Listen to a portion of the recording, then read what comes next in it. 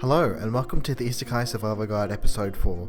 I'm your Treasure Guy host, ISG, and today's topic is on disease and trying to be hygienic in a world that throws shit in a hole like our Treasure Guy Lord and his friends throw shit takes on trash taste. So, first thing I should mention is that if you get a new body when you reincarnate, it means that you're more likely to understand the language, more likely to be able to use magic, and more likely to be able to have a natural resistance to the disease of the other world.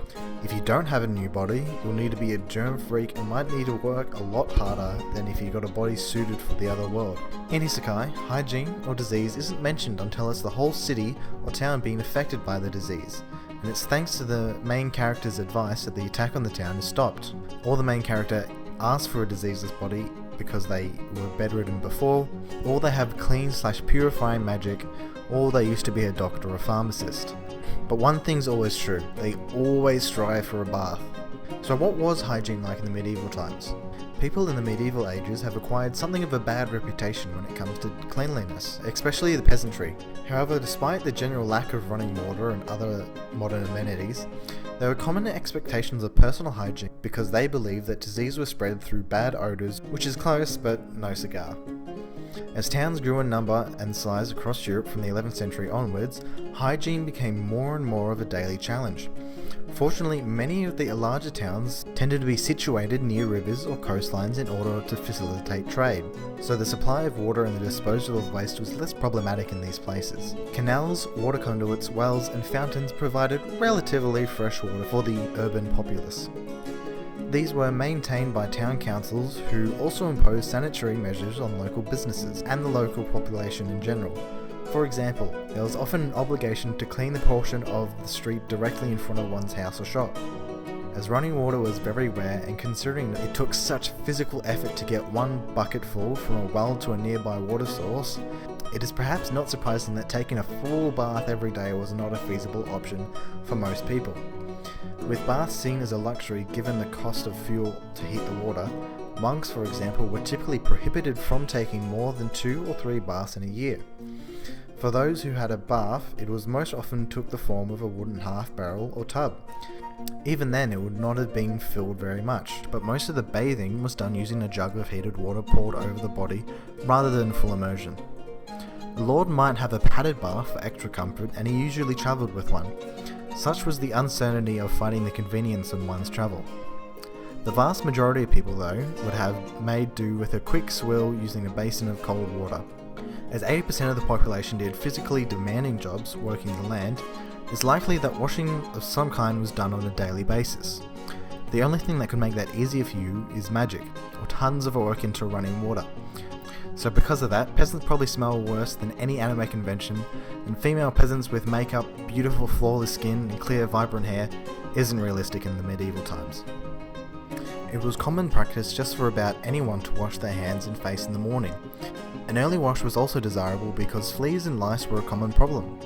Rarely changed straw bedding was a particular paradise for vermin, even if preventative measures were taken, such as mixing herbs and flowers like basil, lavender, and mint into the straw. It's better to just change it as much as you can. As most people ate meals without knives, forks, or spoons, it was also a common convention to wash hands before and after eating. The easiest cutlery to make and to introduce to the other world would be chopsticks. They are literally just 2 sticks of wood that you cut down and sand and you're done. It wasn't always, but soap was sometimes used to clean your skin and hair. The soap was an alkaline solution. The alkaline soap would irritate the skin, making it undesirable to wash yourself. Soap was generally made from animal fat and ash. This led to an unbalanced soap.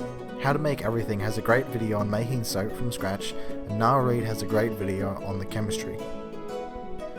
Teeth were cleaned using chewed twigs, especially hazel twigs, and small pieces of wool cloth.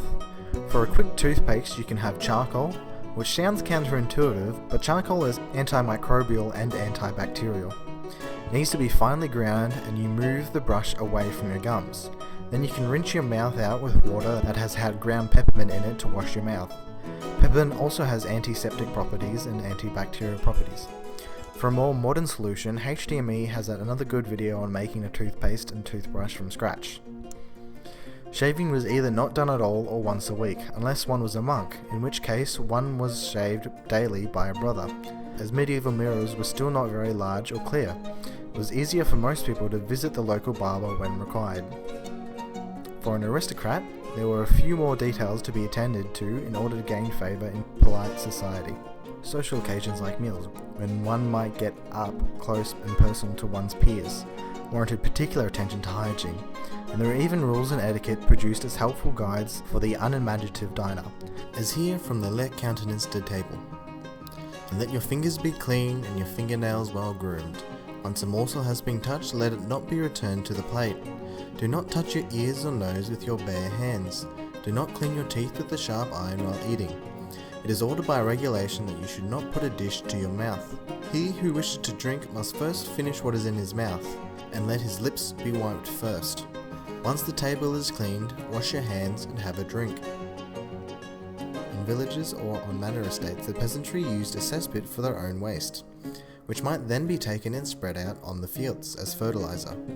In some cases, a small hut provided some privacy and a wooden bench with a hole in it for some comfort, as well as reducing the chances of falling into the cesspit.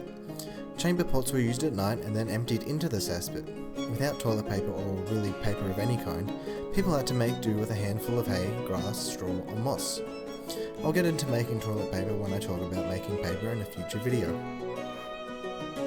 The toilets in a castle, also known as privies or latrines, were much the same as everywhere else, although the waste was channeled down a hole into a cesspit at the foot of the castle wall or into the moat itself.